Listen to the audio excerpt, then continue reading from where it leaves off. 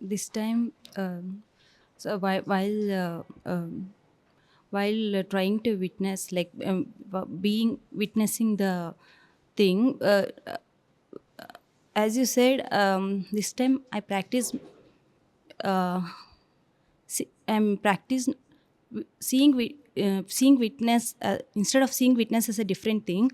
Uh, I became that witness. I became that silence. Good. So even it is a span of 2 minutes, 3 minutes, that gave immense silence.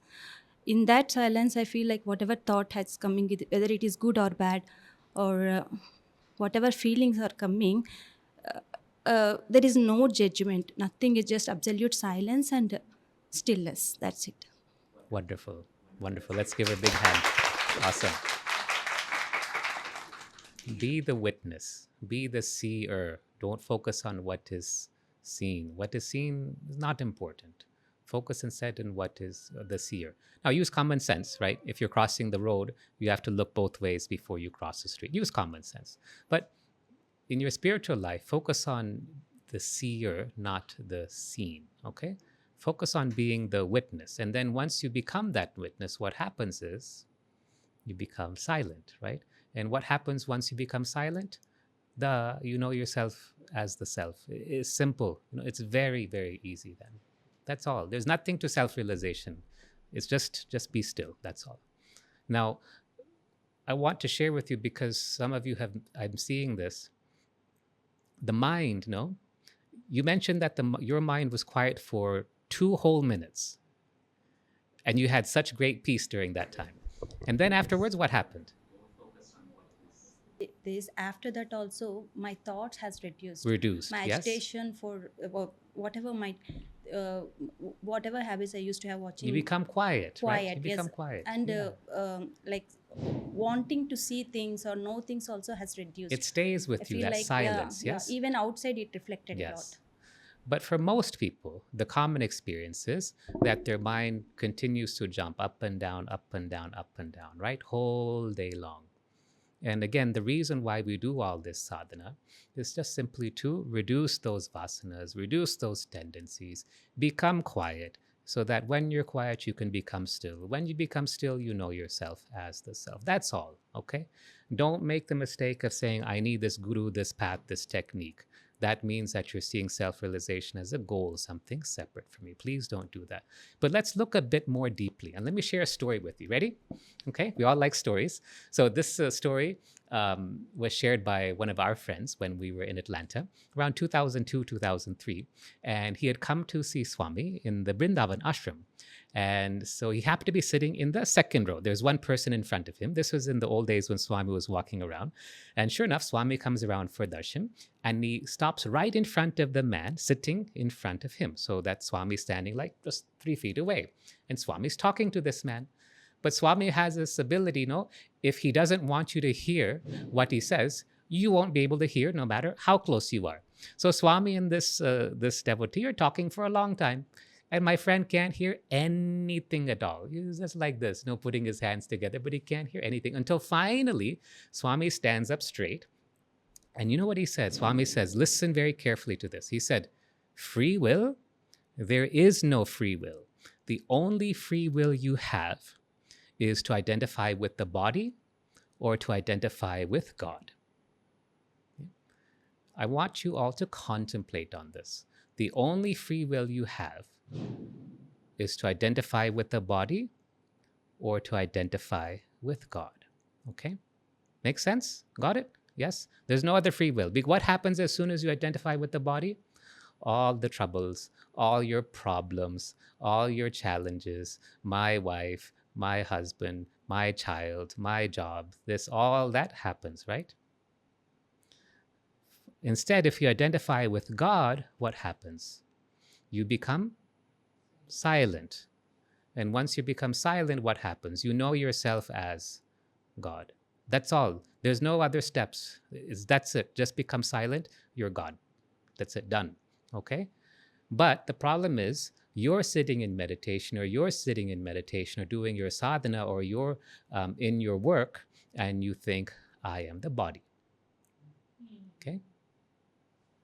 So what happens and please pay attention to what I'm going to say. Your mind is constantly working, going doing, doing, doing, doing, doing, up and down, up and down, up and down, constant series of thoughts. But underneath that constant up and down, there's one thought that's so quiet, that's so constant that you're hardly aware of it. And that one thought is, I am the body. Okay? That one thought, I am the body. It's so quiet, you're not even aware of it many times because you're so habituated to it. You think that all the time, I am the body. And as soon as you think, I am the body, you are lost. The mind becomes active, you see separation, you get lost in Maya. Yes? You forget that you are God. It is this one thought, I am the body. That is the root cause of all of this. This is basically the definition of ego, right? I am the body. So, your homework for this session, number one, is to identify with God rather than the body. Okay, got it? Number one, identify with God rather than the body. Do this in your own way, whatever you think. And number two is when you catch yourself identifying with the body, just examine what was happening at that time. Examine what went on internally so you can understand why you're falling back into this mistaken identification with the body. Yeah. Your mind is constantly moving, but underneath that constant movement, there's just one thought that is so subtle, so quiet, yet so continuous. And that one thought is, I am the body. If you remove that thought, then you're finished. You're done. You will know yourself as God. You may fall back into Maya again. It's okay, but you'll get used to it, just like learning how to swim or ride a bicycle. You'll get used to it. And then you will get more and more adjusted to being the self. Okay. So questions on this, doubts on this, let's clarify.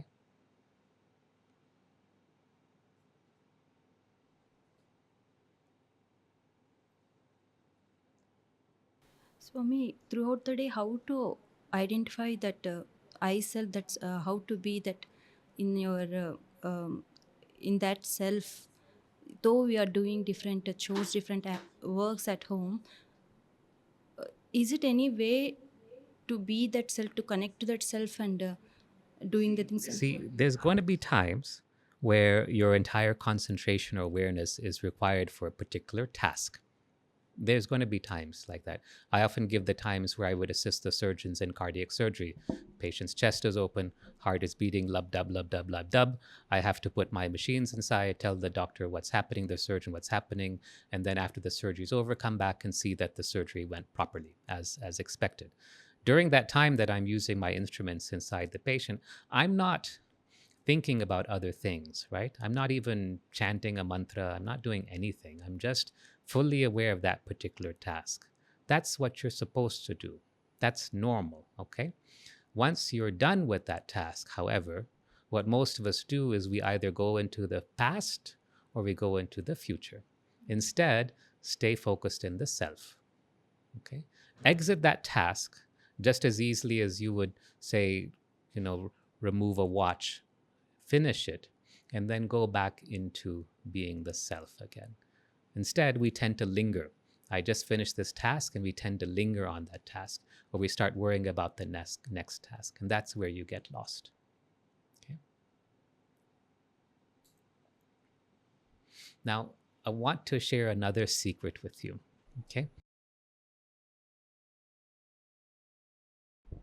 Sorry, many of you are struggling with your day-to-day activities, so much so that you get stressed. Yes?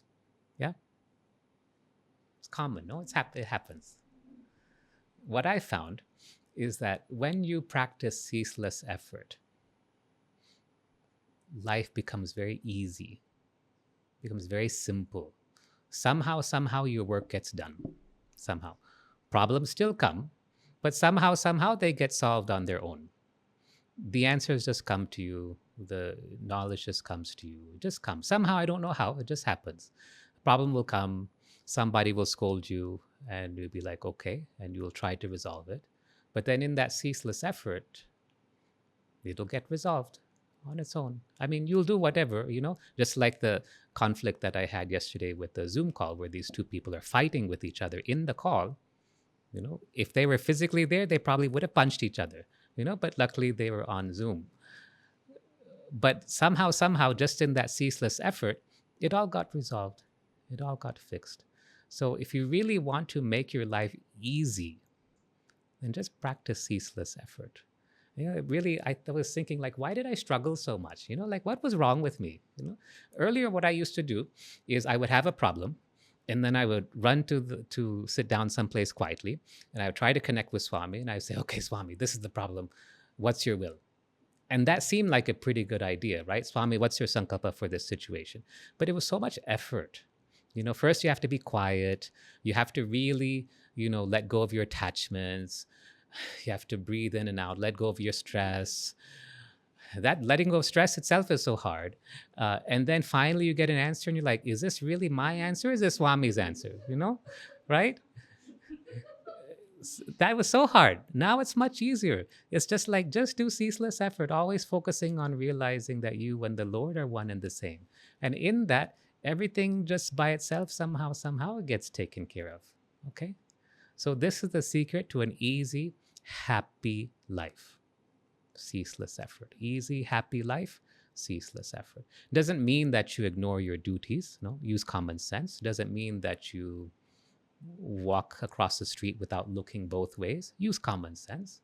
But with ceaseless effort, boy, life is so much simpler.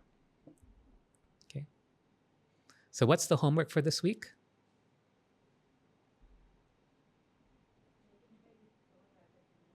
Identify with God. And if you fall into that recognition of I am the body, just take a look, introspect and see how was it that you got stuck. Okay? All right. One last question. Everyone got this book? Ribhu Gita? Yes? Have you been reading it? How has it been? Very good. Good. Self-realized yet? Almost, hopefully. Please read. Yeah, every day. Read even just a few verses. It's enough. It's enough. Yeah. It's rare to get a book like this that makes it so simple for you. So please read Ribhu Gita every day. All right, lots of love to you. Let's end with with Om and 3 Shantis, and then we'll continue for the group cut.